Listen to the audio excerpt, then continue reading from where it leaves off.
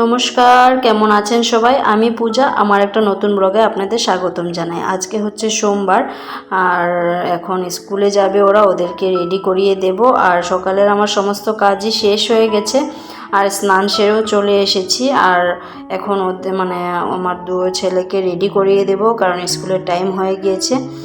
আর এদিকে ওদেরকেও স্নান করিয়ে দিয়েছি। আর কালকে যেহেতু একাদশী ছিল, তো আজকে তাড়াতাড়ি স্নান সেরে চলে আসলাম। আর এখন দেখো ও নাচ করছে আর ক্যামেরার সামনে এসে, তো ওকে আমি আগে রেডি করিয়ে দিই, আর তারপর আমার বাবাইও ওর একাই রেডি হয়ে যায়, আর লাস্টের ফিনিশিং টাচ আপটা আমি দিয়ে দিই। তো ওকে এবার রেডি করিয়ে দেবো, ওর সমস্তটাই আমার করতে হয়, কারণ ও যেহেতু ছোট। তো ওকে ড্রেসটা পরিয়ে দেবো, পরিয়ে তারপর ওদের টিফিনটা বানাবো। ওকে আগে রেডি করিয়ে দিয়ে নিশ্চিন্ত হয়ে যাই। আর তারপর আমি রান্নাঘরের দিকে চলে আসলাম, টিফিনটা করে নেব। আর ওদেরকে আজকে চিড়ার পোলাও করে দেব। আর চিড়ার পোলাও করার জন্য একটু সাদা তেল দিয়ে দিয়েছি, আর সাথে আলুটা ভেজে নেব একটু নুন আর হলুদ দিয়ে ভেজে। তারপর আগে তো চিড়াটা ভিজিয়ে রেখেছিলাম, সেই চিড়াটা দিয়ে একটু নেড়ে চেড়ে একটু চিনি দিয়ে দেব, আর লাস্টে ঘি দিয়ে নামিয়ে নেব।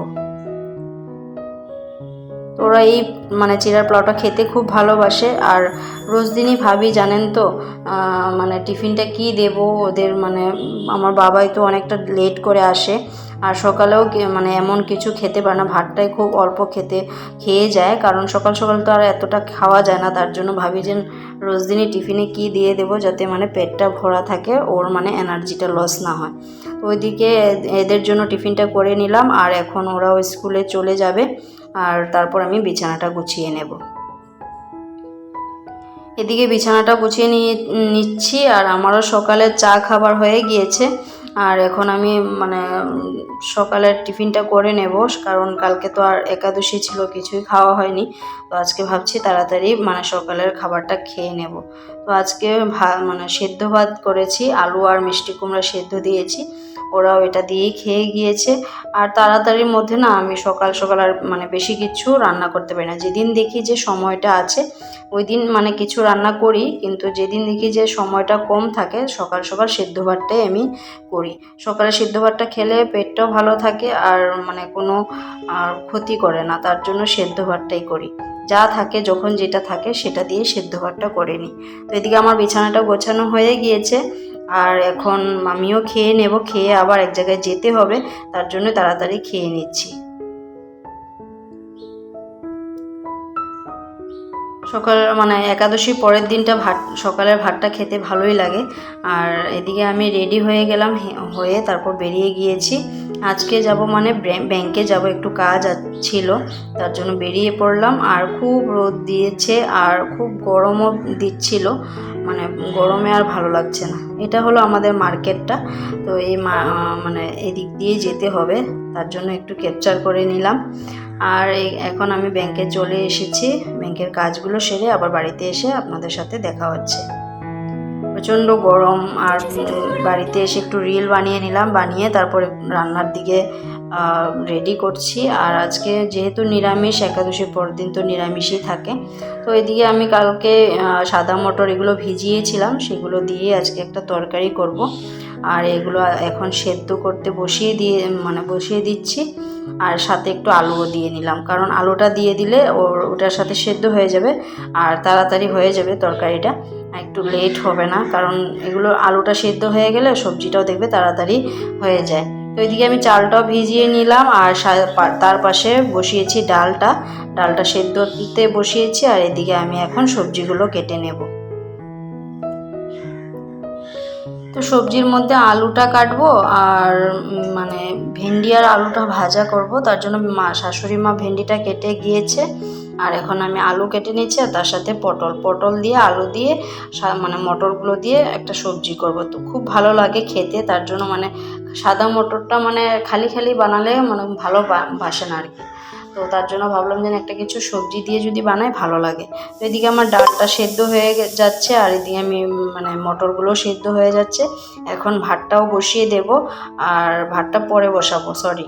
তো এখন সবজিটা বানিয়ে নেব, কারণ ভেন্ডি আর আলু ভাজিটা আগে করে নিই, তারপর সবজিগুলো এক এক করে রান্না করব।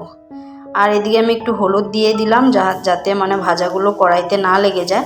আর একটু কালো জিরে ফোড়ন দিয়েছি। এবার এগুলো ভেন্ডি ভাজাগুলো করে নেব, করে তারপর ঝোলটা বানাবো। এদিকে ডালটা তো সেদ্ধ হচ্ছে, পরে আবার ভাতটা বসিয়ে দেবো ডালটা সেদ্ধ হয়ে গেলে।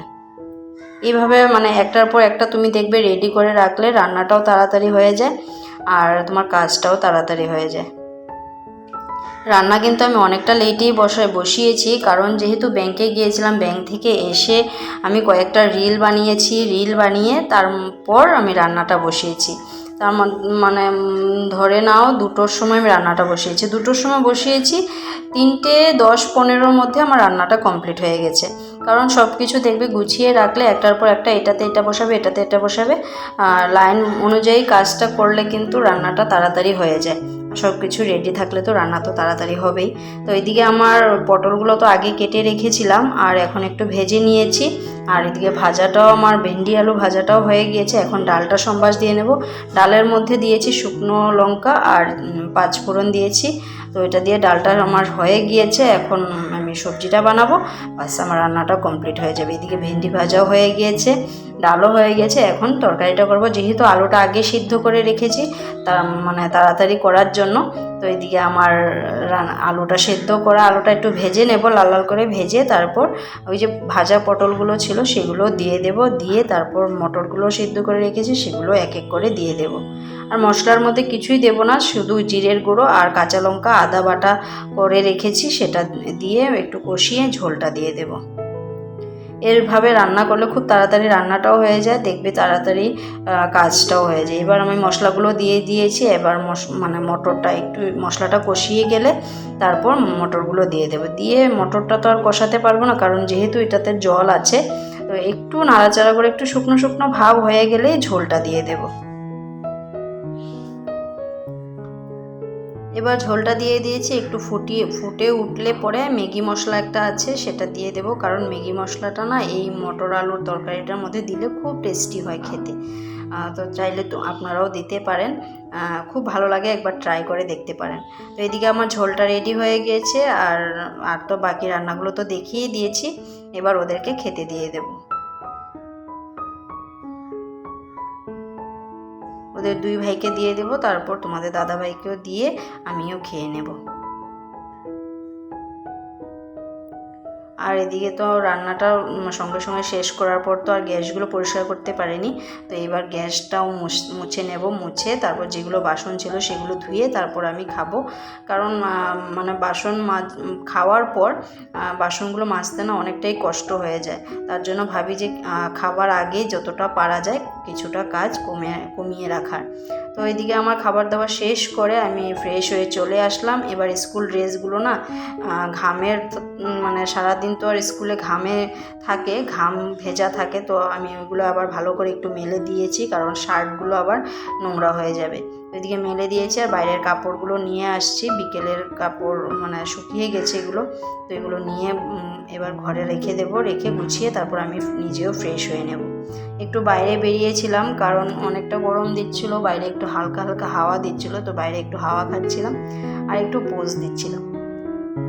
তো এই প্যান্টটা না আমি সকালেই ধুয়েছিলাম, কিন্তু মেলতে ভুলে গেছি, আর এসে তো আর মনেই নেই। তো বিকেলবেলা দেখলাম বালতিটা রয়ে গিয়েছে, বালতিটার ভিতরে দেখি প্যান্টটা রয়ে গেছে। আমি যা বাবা, প্যান্টটাই তো শুকালো না। তো এবার আমি ওইটা মেলে দিয়েছি আর এই কাপড়গুলো এবার রেখে দেবো, রেখে আমিও ফ্রেশ মানে রেডি হয়ে নেব। রেডি হয়ে একটু শুয়ে থাকবো, তারপর সন্ধ্যের সময় তো আবার সন্ধ্যের কাজ আছে।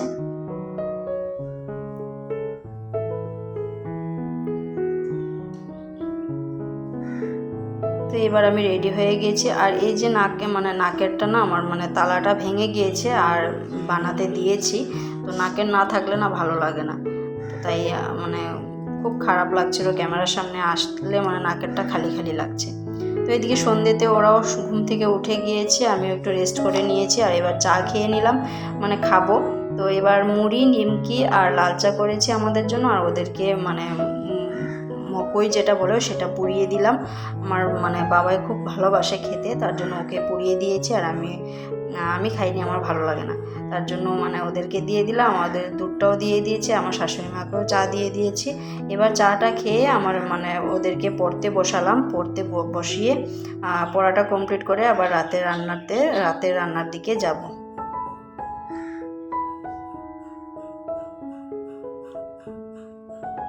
এবার দেখো ও স্পেলিংটা লিখেছে বা না না না না, স্পেলিংটা বা না না না লিখেছে। আমি সেটাই দেখে হাসছিলাম।